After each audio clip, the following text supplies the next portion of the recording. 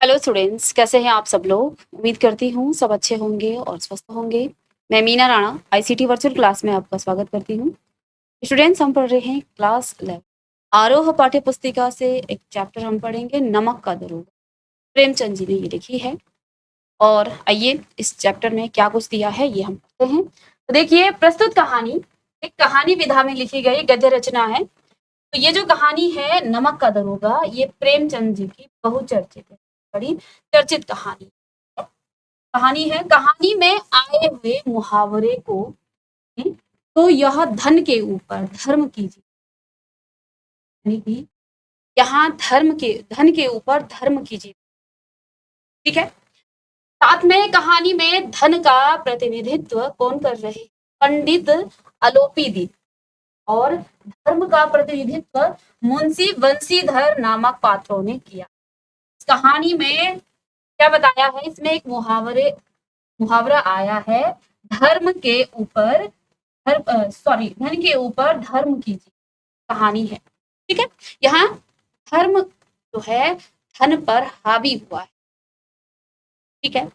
यानी कि कई बार हम सोचते हैं, और आजकल का जो समाज है ये ऐसी मानसिकता बन गई है, जिसके पास पैसा है, जिसके पास धन है, उसके पास सब कुछ है। ठीक है ना। तो इस मानसिकता को रखने में यहाँ ये कहानी जो है आज के समाज के लिए एक बड़ी सीख देने वाली कहानी है। क्योंकि इस कहानी के माध्यम से प्रेमचंद जी ने क्या कहा है कि धन के ऊपर जो है धर्म की जीत हुई। हम सोचते हैं धन से हम सब कुछ खरीद लेंगे, सब कुछ जो है हमारा हो जाए, लेकिन धन के ऊपर भी धर्म की जीत इस कहानी के माध्यम। और धर्म में कितनी ताकत है, कितनी शक्ति है, ईमानदारी में कितनी शक्ति है, उसको बताया गया है। तो देखिए यहाँ उन्होंने क्या कहा है कि धन के ऊपर धर्म की जीत। कहानी में धन का जो प्रतिनिधित्व है वो पंडित अलोपीदीन कर रहे हैं, यानी कि वो एक धनी व्यक्ति हैं। और धर्म का प्रतिनिधित्व कर रहे हैं मुंशी बंशीधर। तो इस कहानी के दो पात्र हैं, एक है पंडित अलोपीदीन और दूसरे हैं मुंशी बंशीधर। पंडित अलोपीदीन जी जो हैं इसका धन का प्रतिनिधित्व कर रहे हैं और धर्म का प्रतिनिधित्व कर रहे हैं मुंशी बंशीधर। ठीक है। ये दो पात्र इस कहानी में। ईमानदार कर्मयोगी मुंशी बंशीधर को खरीदने में असफल रहने के बाद, देखिए जो मुंशी बंशीधर जी हैं वो क्या हैं? वो ईमानदार हैं, वो कर्मयोगी हैं, वो मुंशी इनको खरीदने में असफल रहने के बाद पंडित अलोपीदीन अपने धन की जो है वो महिमा का उपयोग करके उन्हें क्या करेंगे? नौकरी से निकलवा देंगे। देखिए यहाँ पर दरोगा जी है कौन? मुंशी बंशीधर। अब ये सरकारी कर्मचारी हैं। और देखिए जो बिजनेसमैन होता है, जो व्यापारी होता है, उसके पास बहुत सारा धन होता है और अपने धन के माध्यम से कई बार वो क्या कर देता है, सरकारी जो कर्मचारी होते हैं उनको वो निकलवा देते हैं। क्योंकि धर्म से कई लोग जो हैं, जो लालची होते हैं, वो धन से बिक जाते हैं। तो ये क्या करते हैं? पंडित अलोपीदीन अपने धन की महिमा का उपयोग कर वो क्या करते हैं? उन्हें नौकरी से निकलवा देते हैं। लेकिन अंत में सत्य के आगे उनका सिर झुक जाता। पंडित अलोपीदीन पहले तो वो क्या कर देते हैं? वंशीधर जी को नौकरी से निकलवा देते हैं अपने धन के बल पर। लेकिन अंत तो जो है वो धर्म जो है के सामने उनका सिर झुक जाता है और जीत होती है ईमानदारी की। ठीक है। और सत्य, अंत में सत्य के आगे उनका सिर झुक जाता है। वे सरकारी नौकरी से निकाले गए और वंशीधर को बहुत ऊंचे वेतन और भत्ते के साथ अपनी सारी जायदाद का स्थायी मैनेजर नियुक्त करते हैं और गहरे अपराध बोध से भरी हुई वाणी में से निवेदन करते हैं कि परमात्मा से यही प्रार्थना है कि वह वंशीधर को सदैव वही नदी के किनारे वाला बेमुरोवत उदंड किंतु धर्मनिष्ठ दरोगा बनाए। अंत में यहाँ इस कहानी में धर्म की जीत होती है, असत्य और जो स्वार्थी कौन है? पंडित यहाँ पर बंशीधर जी हैं, सॉरी अलोपीदीन जी हैं, उनकी जो है यहाँ पर हार हो जाती। ठीक है। तो अब देखिए इस कहानी में क्या कुछ है। कहानी के इस अंतिम प्रसंग से पहले तक की समस्त घटनाएं प्रशासनिक और न्यायिक व्यवस्था में व्याप्त भ्रष्टाचार तथा उस भ्रष्टाचार की व्यापक सामाजिक स्वीकार्यता को अत्यंत जो है साहसिक साहसिक तरीके से हमारे पर कर। चलिए कहानी में क्या है, अंग्रेजों ने नमक पर अपना एकाधिकार करने के लिए नमक का एक नया व अलग विभाग बनाया, है ना। यहाँ पर इन्होंने कहानी की शुरुआत कहाँ से होती है कि अंग्रेजों ने नमक पर जो है अपना अधिकार जमाने के लिए क्या कर दिया था, नमक का एक नया विभाग, एक अलग सा विभाग बना दिया, जिससे नमक जैसी तुच्छ वस्तुएं भी लोगों को आसानी से मिलनी मुश्किल हो गई। तो अंग्रेजों ने क्या कर दिया था, नमक पर भी जो है अपना अधिकार जमा दिया था, और अब जो है लोगों को नमक जैसी चीज जो आसानी से मिल जाती है वो भी मिलने में अब मुश्किल हो गई। इसी कारण कुछ लोग इसका चोरी छिपे व्यापार भी करने लगे। अब होता क्या है, चीज नहीं मिलती है बाजारों में तो उसी का जो है चोरी छिपे व्यापार, चीज नहीं मिलेगी वो और महंगी बिकेगी तो लोगों को आमदनी अच्छी हो जाएगी। तो अब क्या किया अंग्रेजों ने, तो इन नमक पर जो है अपना अधिकार बनाने के लिए एक नया विभाग बना दिया, जिससे नमक क्या हो गई, महंगा हो गया, लोगों को नमक मिलना मुश्किल हो गया। इसी कारण यहाँ पर कुछ लोगों ने इसकी ही करने, अब इस बात का फायदा कुछ अन्य लोग तो उठाने लगे, जिसके कारण जो है भ्रष्टाचार की जड़ी जो है खूब फैलने लगी। अब जो है लोग व्यापार करने लगे और भ्रष्टाचार होने लगा। कोई रिश्वत देकर अपना काम करवाता तो कोई चालाकी होशियारी से। अब इससे जो है कुछ लोग जो है क्या करते थे, रिश्वत देते थे और अपना काम निकाल देते थे। कई लोग जो है क्या होते, चालाक होते हैं, तो वो अपनी होशियारी और चालाकी से अपना काम निकलवा। इसी कारण अधिकारी वर्ग की कमाई तो अचानक से कई गुना बढ़ गई थी। तो अब होता क्या है, जब किसी चीज पर जो है क्या लगता है अलग सा विभाग बना, नमक महंगा हो गया, लोगों ने क्या कर दिया, चोरी छिपे व्यापार करना शुरू कर दिया, भ्रष्टाचार बढ़ने लग गया, खूब फैलने लगी, लोग रिश्वत देते रहे और रिश्वत देने पर जो उच्च वर्ग के लोग हैं उनकी कमाई अचानक से बढ़ गई, और जो गरीब लोग हैं उनका हाल तो आप जानते ही फिर उनके साथ क्या होगा। ठीक है, तो जो अधिकारी वर्ग के लोग हैं उनको तो रिश्वत मिल जाएगी और वो लोग तो फिर अपने कमाई अच्छी खासी कर लेंगे, तो उनकी कमाई अच्छी होने लग गई, उनकी जो है कमाई अचानक कई गुना बढ़ गई। इस विभाग में ऊपरी कमाई बहुत अधिक होती है। देखिए इस विभाग में जो है ऊपरी कमाई बहुत अधिक, ये अधिकतर लोग इस विभाग में काम करते हैं। अब देखिए सरकारी विभागों में कुछ ऐसे विभाग हैं जहां पर ऊपरी कमाई बहुत अच्छी होती है, इसलिए लोग चाहते हैं कि वो इन विभागों में काम करें। ठीक है, चुप रहते थे। बड़े बड़े पदों पर आसीन लोग भी नमक अधिकारी बनने को तत्पर रहते थे। जो बड़े बड़े पदों पर जो है आसीन लोग थे वो भी नमक अधिकारी, क्योंकि यहाँ पर अलग सा विभाग बनाया गया था, नमक महंगा बिक रहा था, लोग जो है इसी से व्यापार कर रहे थे, और व्यापार करके जो है अधिकारियों को क्या दिए जाते थे, रिश्वत दिया जाता था, और क्योंकि उन अधिकारियों को रिश्वत दिया जाता था तो उनकी कमाई अच्छी होने लग गई। हर कोई जो है इस विभाग में काम करना चाहता था, यहाँ पर कमाई अच्छी होने लग गई थी। ठीक है, और वो तत्पर रहते थे। लेखक कहते हैं कि उस दौर में लोग जो है महत्वपूर्ण विषयों के बजाय प्रेम कहानियों और श्रृंगार रस थे काव्यों को पढ़कर भी उच्च पदों पर आसीन हो जाते।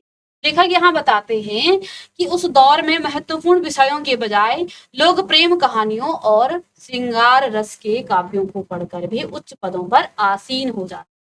ठीक है, कहानी के नायक मुंशी बंशीधर भी इतिहास भूगोल की बातों से ज्यादा प्रेम कहानियों का अध्ययन कर नौकरी की खोज में निकल पड़े। तो जैसा कि हमने शुरुआत में ही आपको बताया कि मुंशी बंशीधर जी जो हैं क्या हैं, यहाँ पर एक दरोगा है और एक ईमानदार दरोगा है। ठीक है, तो वो भी उस दौर में ऐसा ही होता था, लोग प्रेम कहानियां के उच्च पद पर जाना चाहते थे।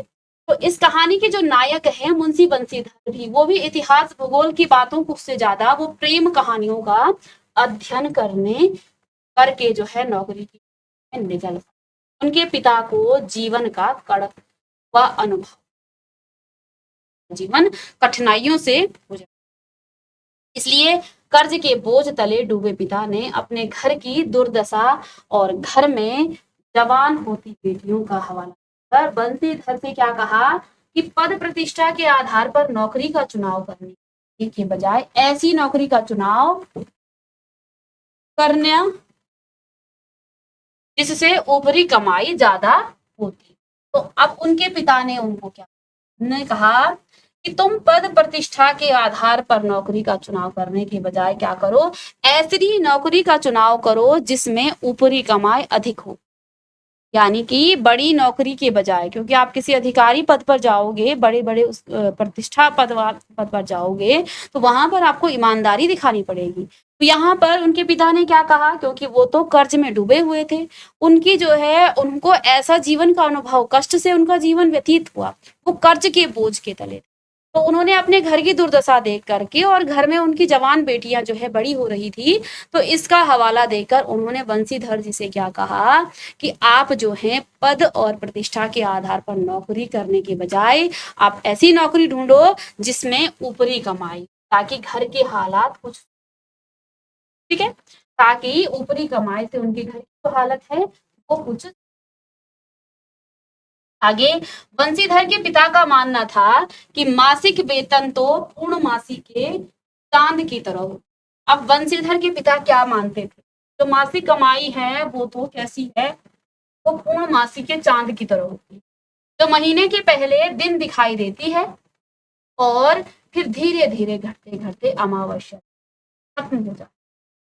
आप जानते हैं कि ये जो है पूर्णमासी का चांद जो है एक दिन आता है और धीरे धीरे वो क्या होता है, अमावस्या के दिन बिल्कुल अंधकार हो जाता है। तो ऐसे ही उन्होंने क्या कहा, जो महीने में जो वेतन मिलता है वो ऐसे ही है कि जिस दिन पूर्णिमा का चांद आता है उस दिन पूरा उजाला होता है, सब जगह जो है उजाला फैला रहता है, लेकिन धीरे धीरे धीरे करके वो पूरा चांद छुप जाता है, पूरा चांद जो है वो अंधेरा हो जाता है और फिर आती है अमावस्या। तो ऐसे ही उन्होंने महीने की सैलरी को बताया, ठीक है, कि जो सरकारी कर्मचारी हैं उनकी वेतन तो एक बार आती है, लेकिन ऐसे भी लोग हैं जो ऊपरी कमाई करते हैं, तो उन उसका जो है हवाला दिया कि भाई तुम ऐसी नौकरी करो जिससे घर में जो है आमदनी आती रहे। और वो कैसे आएगी, देखिए जो कोई ईमानदारी से काम करेगा उसकी तो एक ही बार सैलरी आएगी महीने, लेकिन जिसकी ऊपरी कमाई, जो बेईमानी करेगा, जो है रिश्वत लेगा, उसके लिए तो आते रहेंगे पैसे। तो इसी का यहाँ पर उन्होंने बात करी और धीरे धीरे उन्होंने क्या कहा, अमावस्या तक जो है खत्म हो जाती। तो जो सरकारी कर्मचारी हैं उनकी एक बार सैलरी आती है महीने में, और जब सैलरी आती है तो फिर जो है उस समय ऐसा लगता है सब कुछ अच्छा है, लेकिन धीरे धीरे धीरे करके महीने के अंत तक वो खत्म हो जाती है, तब जो है वो अमावस्या की लगती है। लेकिन ऊपरी कमाई तो एक बहता स्रोत है जो हमेशा आदमी की प्यास बुझाता है, यानी आदमी की जरूरतें पूरी करता है।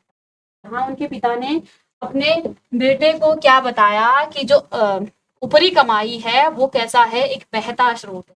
बहता जल देखा है आपने, वो चलता रहता है, चलता रहता है और आदमी की प्यास बुझाता है, यानी कि आदमी की जो जरूरतें हैं वो पूरी करता है। वो साथ में यह भी कहते हैं कि वेतन तो मनुष्य देता है, ठीक है, इसलिए वृद्धि नहीं होती है, ठीक है, ऊपरी कमाई ईश्वर की देन। तो उनके पिता का मानना क्या था कि वेतन तो हमें मनुष्य देते हैं, है ना, और उससे जो है वृद्धि नहीं होती है वेतन से।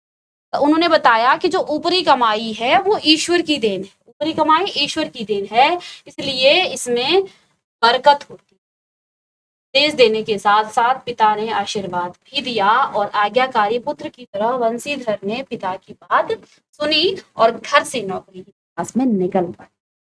तो मुंशी बंसीधर के पिता ने उनको क्या बताया कि आप ऐसी नौकरी करो जिसमें ऊपरी कमाई हो, मान प्रतिष्ठा इसको आप रहने दो, क्योंकि जो है घर की स्थिति अच्छी बनी रहेगी। उन्होंने बताया कि जिसको एक बार सैलरी मिलती है, यानी कि जो ईमानदारी से काम करता है, वो तो जैसे कि पूर्णिमा की तरह है, एक दिन चांद निकलता है पूरा और धीरे धीरे धीरे करके वो अमावस्या की तरफ जाता है, यानी कि पूर्ण अंधकार हो जाता है। तो एक दिन जो है महीना खत्म होते तक वो बंद हो जाता है और महीने की 15 तारीख तक जो है अमावस्या आ जाती है। तो फिर क्या होता है, फिर जो है आपकी सैलरी भी खत्म हो जाती है। लेकिन उन्होंने जो है ऊपरी कमाई को क्या कहा है, ये तो ईश्वर का आशीर्वाद है, इससे बरकत होती है। तो उन्होंने जो है अपने बेटे को ये बात बताई और आशीर्वाद भी। आज्ञाकारी पुत्र की तरह बंसीधर ने पिता की बात सुनी और घर से नौकरी निकल पड़े।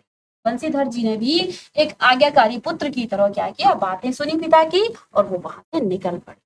ठीक है, सौभाग्य से उन्हें नमक विभाग में दरोगा मिला। देखिए, जैसे पिता ने आशीर्वाद दिया तो सौभाग्य से नमक विभाग में हर कोई नौकरी पाना चाहता था, तो वहां पर मुंशी बंसीधर जी को नौकरी मिल गई। इसमें वेतन तो अच्छा था ही, साथ में ऊपरी कमाई भी बहुत अधिक थी। तो देखो, अब दरोगा जी की नौकरी उनको मिल गई, इसमें तो जो है वेतन भी अच्छा था और साथ में ऊपरी।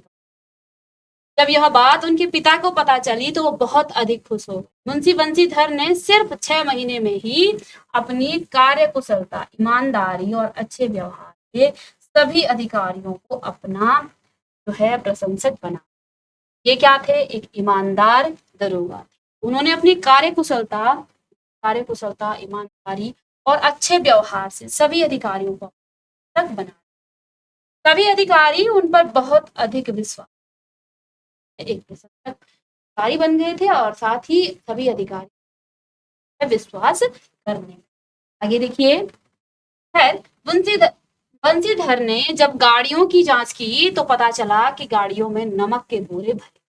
उन्होंने गाड़ी रोक ली। पंडित अलोपीदीन को जब यह एक व्यक्ति ने कहा कि उनकी गाड़ियों को दरोगा ने रोक लिया। अब होता क्या है, वो जो है वहां दरोगा पद पर थे और उधर जो है मुंशी पंडित अलोपीदीन, वो जो है नमक की गाड़ियों को क्या करते थे, गैर तरीके से या गैर कानूनी तरीके से वो बेचा था। अब एक बार यहाँ पर बंसीधर ने गाड़ियों की जांच, तो पता चला कि गाड़ियों में नमक के बोरे भरे।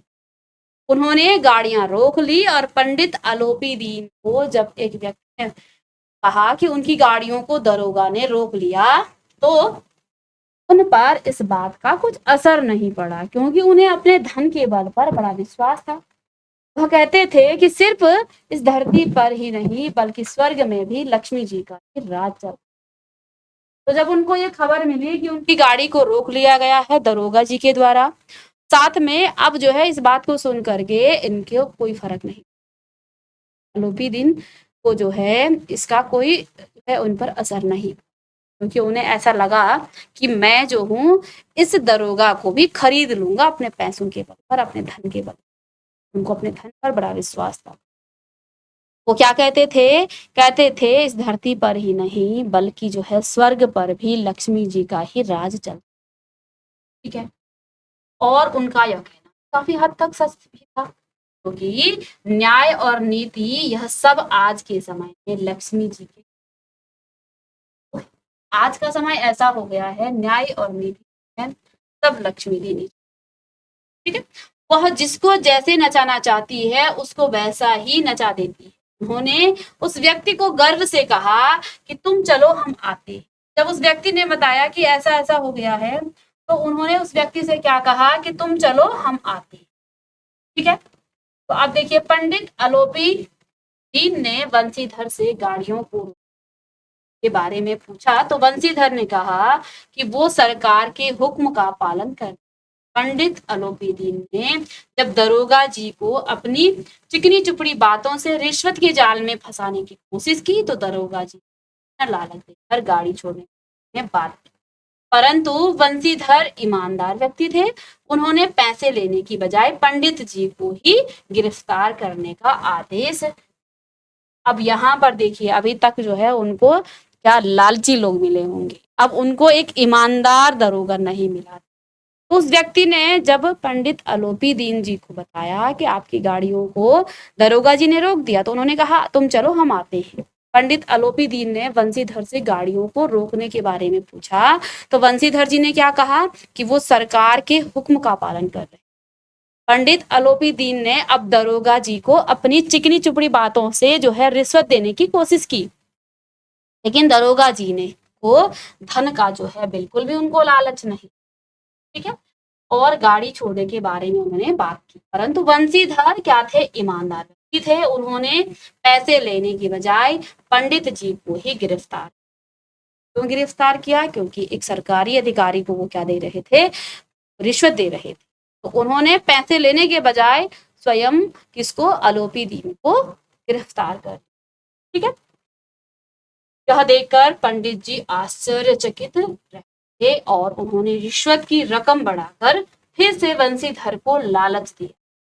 तो जब उनको गिरफ्तार करने का आदेश मिला तो ये देखकर भयभीत हो गए, क्या हो गया, सिर्फ ले नहीं रहा है बल्कि मुझे गिरफ्तार। तो वो फिर और लालच देना चाहते हैं, किसको, दरोगा जी को। लेकिन बंसीधर ने उनके लालच के मायाजाल में न फंसकर सीधे ही उनको गिरफ्तार। तो आरोपी दिन को ऐसा लगा कि इस दरोगा को जो है और पैसे चाहिए, तो उन्होंने क्या किया, और पैसों की मांग जो डिमांड कर दी कि भाई और पैसे देंगे। लेकिन बंसीधर जी ने ऐसा नहीं किया, पैसे नहीं लिए, बल्कि आरोपी दिन को उन्होंने क्या कर दिया, वो सीधे ही गिरफ्तार। यानी धर्म ने धन को पैरों तले कुचल लिया। अब जो है यहाँ पैसों की नहीं, खबर चारों ओर आग की तरह। तो आरोपी दिन तो क्या था, तो पैसों वाला था। तो ये खबर जो है चारों तरफ आग की तरफ है। अगले दिन पंडित आरोपी दिन के हाथों में हथकड़ियां डालकर उन्हें अदालत में लाया गया। अब क्या हुआ, अगले दिन उनके हाथ में तो पहना दी थी दरोगा जी ने, अब उनको अदालत में लाया गया। पंडित आरोपी दिन की गर्दन झुकी हुई थी और उनका हृदय शर्म और ग्लानि से भरा। पंडित जी को कानून की गिरफ्त में देखकर वहां सभी लोग आश्चर्यचकित थे। खैर, वकीलों और गवाहों की एक पूरी फौज खड़ी थी तो पंडित जी के पक्ष में बोलने को तैयार थी। अदालत में भी भरपूर पक्षपात हुआ और मुकदमा शुरू होते ही समाप्त हो गया और पंडित जी को रिहा कर दिया।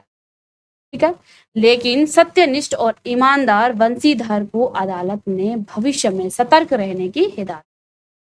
ठीक है, तो अब यहाँ पर पंडित जी को रिहा कर दिया गया, वहां पर भी जो है पक्षपात हुआ और सत्यनिष्ठ और ईमानदार जो बंसीधर जी थे उनको अदालत ने भविष्य में सतर्क रहने की हिदायत दी।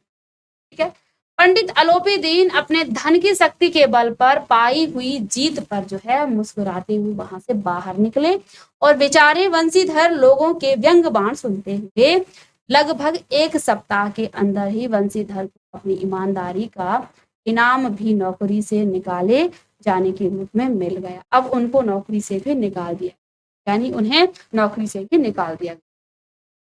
हृदय में अथाह दुख लिए निराश मन से घर की तरफ चल दिए और घर पहुंचकर पिता ने वो 4 बातें सुनाई, क्योंकि पिता तो चाहते थे कि वो रिश्वत ले। पत्नी ने भी सीधे मुंह बात नहीं की। एक सप्ताह यूं ही गुजर। एक शाम बंसीधर के पिता आंगन में बैठे राम नाम का जाप कर रहे थे, तभी वहां पंडित आरोपी दिन पहुंचे। बंसीधर के पिता ने पंडित आरोपी दिन को देखा और उनका स्वागत किया और उनसे चापलूसी भरी बातें करने, साथ में उन्होंने अपने बेटे को भी जमकर पूछना शुरू कर दिया। लेकिन जब पंडित आरोपी दिन ने उन्हें बताया कि उन्होंने अपने जीवन में ऐसे कई अमीरों व उच्च अधिकारियों को देखा है जिन्हें आसानी से पैसे से खरीदा जा सकता है, और अपने कर्तव्य को इतनी ईमानदारी और सच्चाई के साथ निभाने वाले व्यक्ति को उन्होंने अपने जीवन में पहली बार देखा है, जिससे अपने कर्तव्य व धर्म को जो है धन से बड़ा माना। बंसीधर ने जब पंडित जी को देखा तो उन्हें लगा कि शायद पंडित जी उसे खरी खोटी सुनाने आए होंगे, लेकिन पंडित जी की बातें सुनकर उनका भ्रम दूर हुआ। खैर, काफी देर बातें करने के बाद बंसीधर ने पंडित जी से कहा कि वह जो भी हुक्म देंगे वो उनको मानने की। इस पर पंडित जी ने स्टाम्प लगा दिया और एक पत्र इस प्रार्थना के साथ बंसीधर के हाथ में दिया कि वह उनकी प्रार्थना को स्वीकार कर लें। बंसीधर ने जब उस पत्र को पढ़ा तो वह आश्चर्यचकित रह गया। अब इस पत्र में क्या लिखा था, दरअसल पंडित जी ने बंसीधर को अपनी सारी जायदाद का स्थायी मैनेजर नियुक्त किया था। यह देख बंसीधर की आंखों में आंसू आ गए और उन्होंने पंडित जी से कहा कि इस योग्य मैं जो है वह इस योग्य नहीं है। पंडित जी मुस्कुराते हुए बोले कि उन्हें अयोग्य आदमी ही चाहिए। बोला कि उनसे इतनी बुद्धि नहीं, उनमें इतनी बुद्धि नहीं है कि वो इतनी बड़ी जिम्मेदारी को संभाल सके।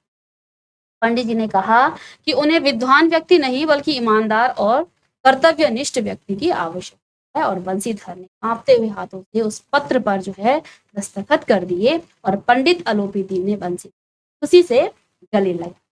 ये था एक ईमानदार दरोगा हानि, यहाँ धर्म में जो है धन के ऊपर धर्म की जीत हुई है, ईमानदारी की जीत हुई। अब नेक्स्ट क्लास में इस चैप्टर के हम प्रश्न उत्तर करेंगे, तो मिलते हैं नेक्स्ट